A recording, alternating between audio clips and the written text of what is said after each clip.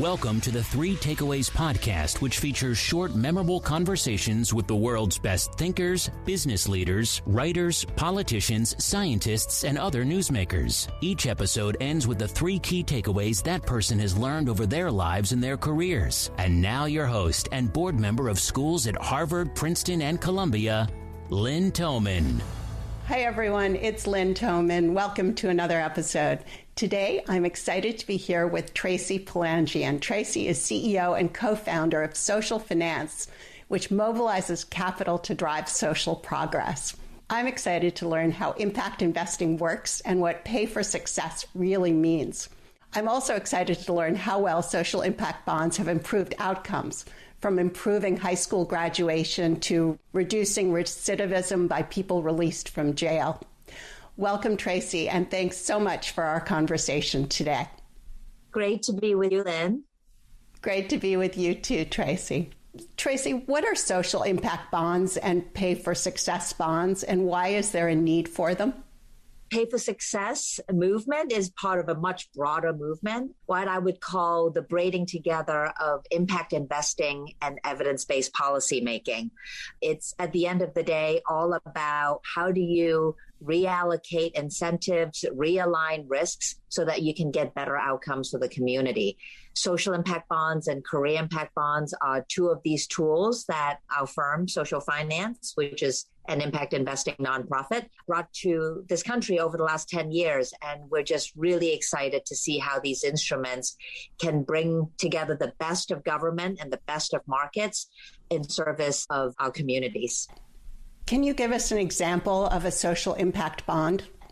A social impact bond brings together several uncommon partners to the table: government, traditional nonprofits who serve vulnerable members of our community, impact investors, in a way that is designed to deliver measurable outcomes for our communities. For context, why is a social impact bond even needed? And I would start by saying that the reason why we face these massive social and environmental challenges, whether it's education inequities or health disparities or workforce development issues, is not because our public sector and our philanthropic sector are not focused on these challenges. In fact, if you look at how much our government spends on solving these issues, is actually quite an astounding amount of money. Peter Orszag and John Bridgeland, working in different administrations, 1R, 1D, came together and wrote a really interesting article called Moneyball for Government. And they basically said that less than 1% of money being spent on social programs, the nearly $1 trillion annual spend on social programs, whether it's an after-school program or a homeless assistance program or a job training program, that less than 1% of that spend actually delivered outcomes for our communities. Rather, government spends money on outputs. How many people are enrolled? How much is your program? How many hours are in your program? Rather than focusing on outcomes, what actually happens to these people, what happens to their lives after they go through these programs. So the social impact bond is specifically targeting this chief challenge that our policymakers face, which is how do you reorient our public spending, our taxpayer spending, towards outcomes instead of outputs. And that is where the impact investor comes in. In a typical social impact bond arrangement, I'll give you a specific example, which is a deal that we launched in the state of Massachusetts back in 2017, where the state realized that immigrants and refugees really power our local economy. In fact, in some sectors, immigrants and refugees make up more than half of the workforce in hospitality, in a lot of the services industries. Yet our spending on adult basic education, on upskilling and job retraining is just not getting the kind of results that we want. So partnering with the outgoing governor, Deval Patrick, and the incoming governor, Charlie Baker, we devised a social impact bond with investor capital, almost $13 million from investors from a vast array of institutions and individuals and family offices. The $13 million went toward a fantastic program delivered by our partner, Jewish Vocational Service, which seeks to serve 2,000 immigrants and refugees in the greater Boston area in various job training programs, becoming a certified nursing assistant, becoming a pharmacy technician, etc. And how do the investors get their money back? We have signed a performance-based contract with the state of Massachusetts that basically stipulates success of this program, in this case, job placement and wage mobility of these participants measured at their pre-program wages and their post-program wages after 2 years.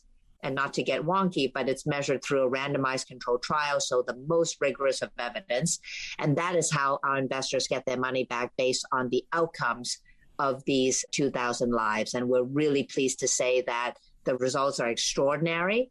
People are earning $3,000 to $7,000, depending on the program, more than the control group, and people's lives are getting better and they're going up the economic ladder.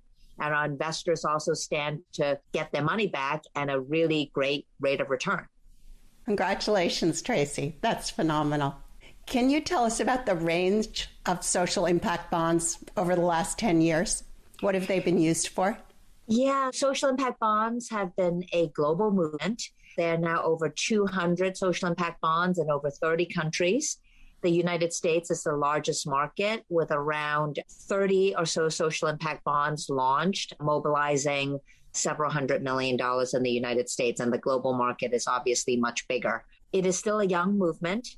It is all about making better use of our public resources by using the discipline and the rigor of markets to help realign those incentives and reallocate risks. We're also really excited to have launched another Pay for Success vehicle called the Career Impact Bond, which is all about getting people upskilled and reskilled into the jobs of the future. And in that particular arrangement, in the Career Impact Bond, we typically work with, sometimes with government and sometimes without, but all focus on upskilling the individual into skills and sectors that remain recession resilient, like IT and green energy and healthcare.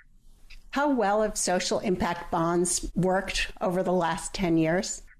It's still a work in progress. As you can imagine, Lynn, all these arrangements, whether it's a social impact bond or a career impact bond, they are multi-year arrangements. It takes time to enroll a person into the programs, takes time to go through the program, and importantly, not just measure what happens to the person right after the program, but also over time. Are their livelihoods better? Are their families better off?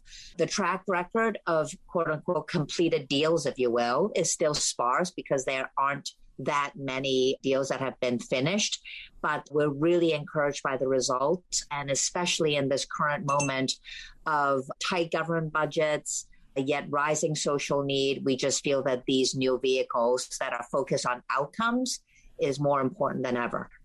There was a social impact bond launched a couple of years ago. There was a lot of publicity for Goldman Sachs. It was designed to reduce recidivism, people being released from jail, to reduce the rate at which they committed new crimes. What happened to that social impact bond? Was it successful in reducing recidivism? Did Goldman get their money back?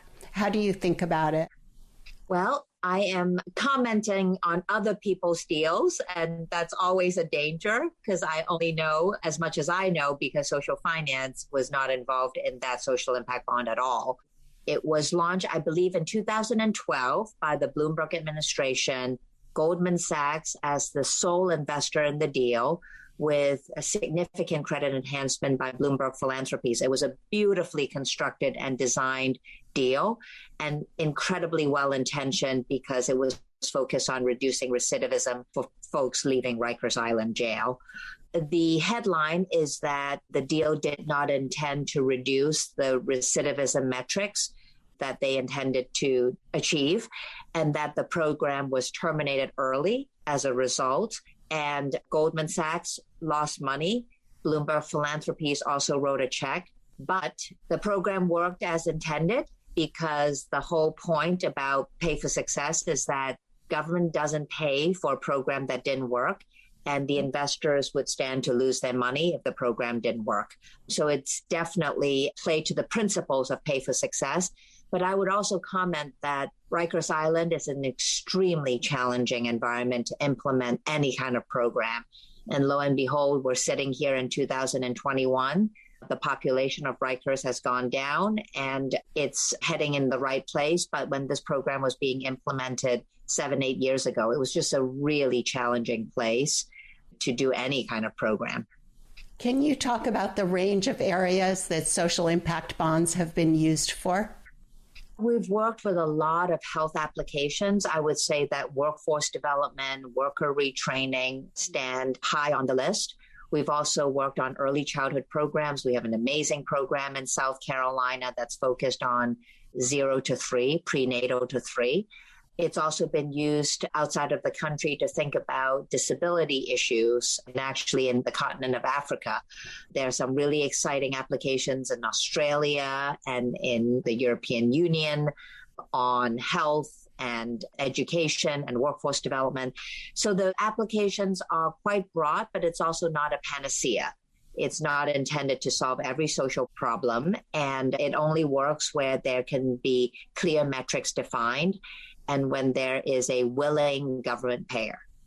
You mentioned that there are about 200 social impact bonds now outstanding. Can you give us a sense of the total dollars? It's probably around $500 million. The deals outside the United States are smaller. The United States deals are larger, and we have much to owe to a historic piece of legislation that we were cultivating since the Obama years, which got signed into law in 2018, and that's called the SIPRA, the Social Impact Partnerships to Pay for Results Act. There, $100 million has been set aside and being administered by Treasury to support state and local governments to pursue more of these pay-for-success projects. And we're really excited to see how this legislation is going to be reinvigorated in the Biden administration. And it's just a really exciting kind of public-private partnership, evidence-based policy-making set of principles playing out in this piece of legislation.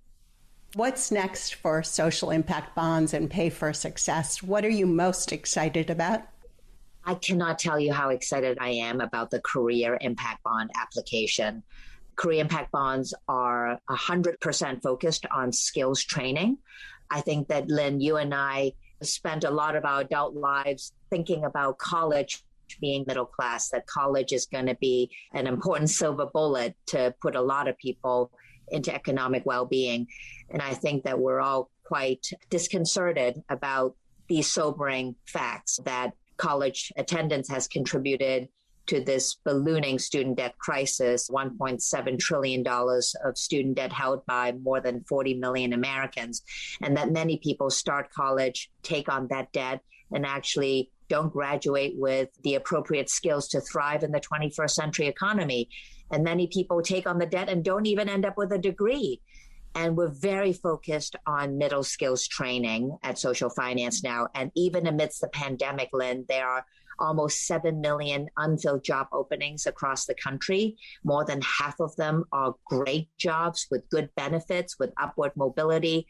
I would call them, these jobs fall into the middle skills arena, jobs that require skills training beyond a high school degree, a certificate in advanced manufacturing, a license in truck driving, a diesel mechanic certificate, a credential in software engineering and UX design and cybersecurity. All these amazing jobs that need specialized training and skills training that take maybe a 3-month program or a 9-month program. And yet these are jobs that can catapult people up that economic escalator to achieve economic well-being for their families. And the Career Impact Bond is very much focused on enabling low-income students, people who are shut out of these great opportunities, to get the skills to land these jobs in the economy in a financial arrangement that is no risk to the individual. So that's the Career Impact Bond, which is basically a student-friendly income share agreement. And we're really excited about how we can contribute to an equitable recovery by helping more people get the skills to achieve financial stability. Tracy, before I ask you for your 3 key takeaways, is there anything else that you would like to talk about that you haven't already touched upon? A lot of our work is powered by impact investors.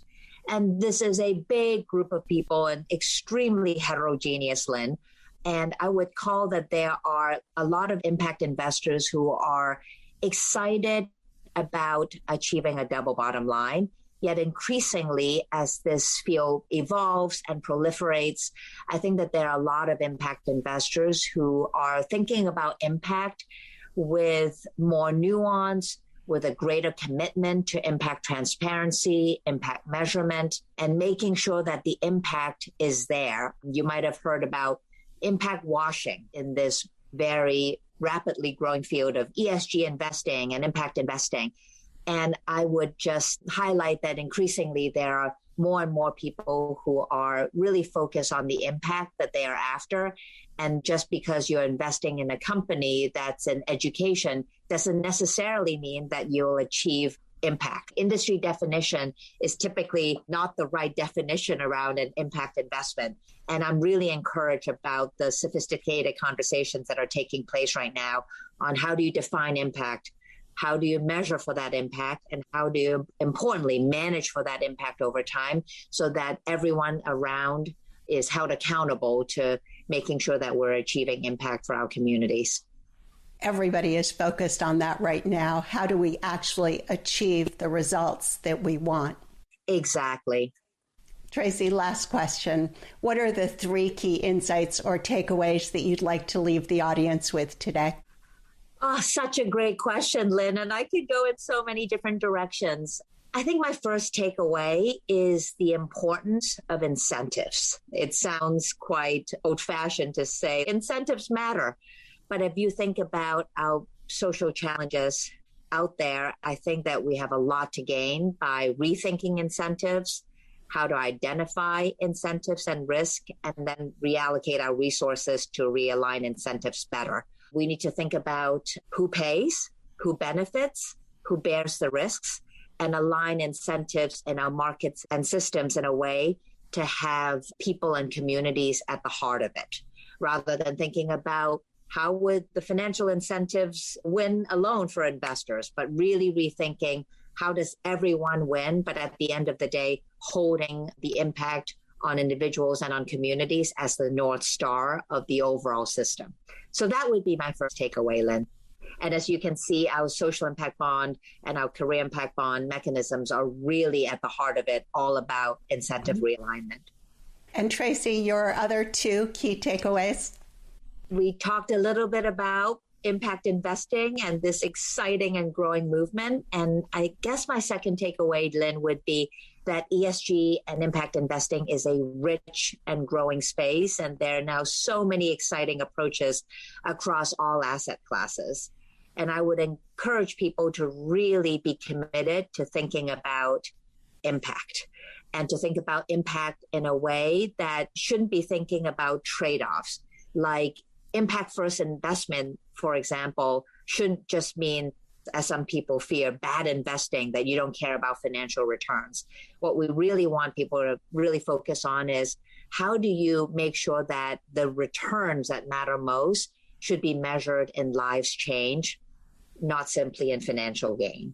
So that is what I would encourage people to do, is not to compromise social impact for financial return as we enter into this brave new world of impact investing. Yes. And for those unfamiliar with ESG, it's environmental, social, and governance. Tracy, your third takeaway? My third takeaway maybe is going to be less succinct, if you will, Lynn. What I've learned most about the last 10 years on this journey, having co-founded social finance 10 years ago, is that cross-sector and cross-silo collaboration is more important than ever. We face some significant and daunting social and economic challenges, and we really need to reach across divides and bring uncommon partners together around common causes.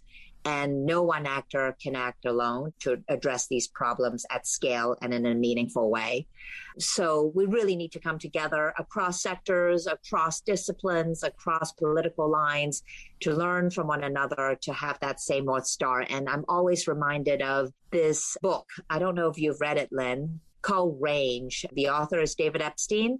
He writes about Why generalists triumph in a specialized world? I would say that most of the modern 20th century, specialization has been the name of the game. In business, this could sometimes lead to narrow thinking. In academia, specialization and depth of knowledge has always been heralded. And one could even argue that specialization may have played some role in the 2008 financial crisis because people weren't thinking across systems and across markets, and many of these systemic issues went undetected. I think that this might be the era for generalists. How do you think about taking the best of different sectors, the best of policy, the best of markets, and bring different people with different thinking together to solve common challenges? And I always say to young people, if you really want to have a career in social impact and social change, you should really try to build a diverse set of experiences and interdisciplinary skills, because these are the skills of our time to solve these very complex and interrelated and interdisciplinary challenges. That is probably my last takeaway, not a succinct one, but I hope you get what I mean, Lynn. Tracy, this has been terrific. Thank you so much for our conversation today. And thank you for all you're doing to improve outcomes for everyone. Thank you so much, Lynn. It's always great to be with you. If you enjoyed today's episode and would like to receive the show notes or get new fresh weekly episodes, be sure to sign up for our newsletter at 3takeaways.com or follow us on Instagram, Twitter, and Facebook. Note that 3takeaways.com is with the number 3. 3 is not spelled out. See you soon at 3takeaways.com.